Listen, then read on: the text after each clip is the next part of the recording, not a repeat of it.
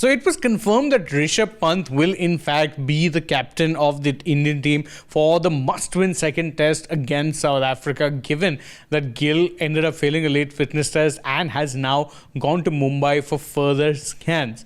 Well, it was in fact Pant who ended up fronting up to the media a day before the test match, and he did speak in depth about a fair few things, including of course his captaincy approach, how it is he feels to be leading the side in a must-win test, gave an update on Gill as well as who his replacement could be. We're going to discuss all of those things and more in this particular video. So let's get straight to it. Let's first look at what it is he had to say on being named India's test captain. He said, look, it's a one-off match and it's not the best scenario for a captain, but I'm thankful to the BCCI for giving me this honor. I don't want to overthink. So the thought process he's going in with, and he mentioned this many times in the press conferences, and I'm not going to overthink it. I'm only going to look at it from the sense of I'm going to approach it with the mentality that it's must win, it's a one-off, and I'm going to be giving my players as much freedom as possible, which is perhaps the best way to approach it, given India don't play a test match after this for quite a while. The next test series they have, remember, will be next year in towards the middle of the year, and it'll be in Sri Lanka, won't even be at home. So it's a simple case of ensuring that India remain mathematically in with the chance of making the WTC final. But what about Gill and what it is that we know? We don't know much. We just know that the BCCI put out a release talking about the things that I mentioned at the start of this video. But Pant had a little bit more to add in this regard. He said that I've been speaking to Shubman Gill every day. He's getting better. He was very keen to play this test, even though his body wasn't allowing it. And this part really is key.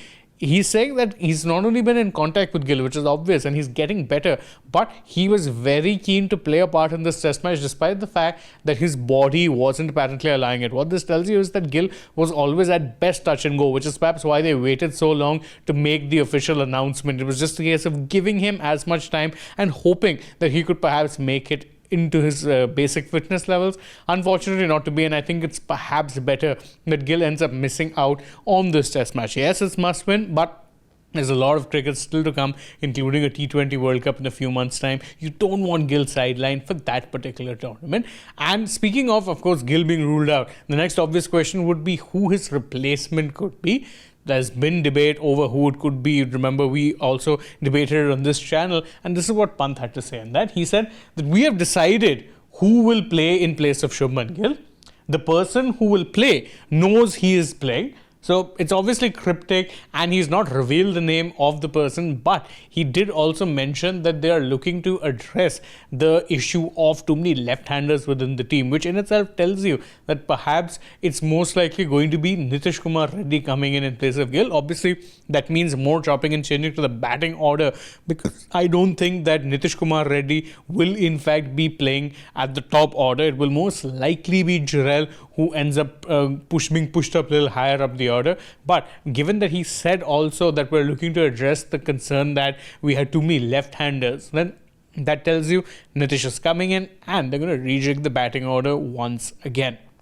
And one more interesting thing he had to say, and this one I think bears some talking, it was basically a call or a tactical call. It was an explanation of a tactical call that he made, which was of course to play a spinner or to bowl spinners at the start of day 3 of the first test, a decision that in hindsight ended up turning the match. And he said that, look, there was a lot of discussions on that as a team. We felt going with a spinner was the right thought process at that time.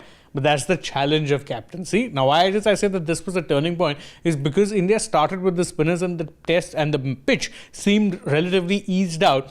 The South African batters could actually go about their business quite nicely, and it was only when the pacers came on that they ended up getting actually to have some sort of an impact on the match. The spinners were not able to make much of an impact on what was a fairly benign track at that point in time. So what he's saying is that, look, that was the gut feeling at that point in time. We went with it. Obviously, hindsight is 2020. You can't, it's easier saying things in hindsight. But I mean, that's just the way it is. And we went with the call that we felt was right. Not much of a defense.